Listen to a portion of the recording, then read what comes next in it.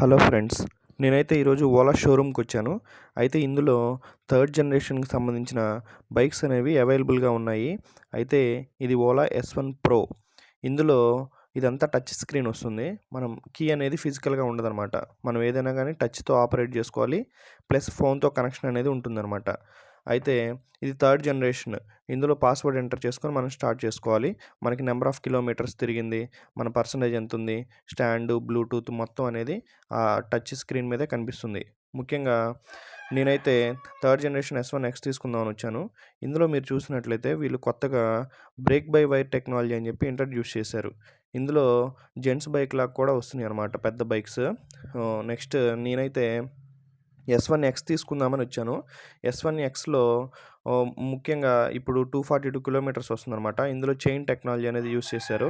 Seat అది కూడా వెడల్పు కొంచెం తగ్గించి లెంత్ అనేది పెంచారు.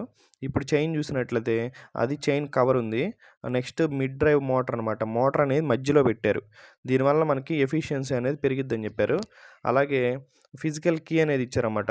ఫిజికల్ కీ అనేది మనకి number of kilometres, number of percentage, తర్వాత మనం ఎంత పర్సంటేజ్కి ఎన్ని కిలోమీటర్స్ వెళ్ళొచ్చు, total ride, trip, parking mode, ఇవన్నీ కూడా చూపిస్తుంది. నేనైతే ఈ బైక్ మొన్నే రీసెంట్గా తీసుకున్నాను. దాని గురించి కూడా వీడియోస్ అనేవి చేస్తాను.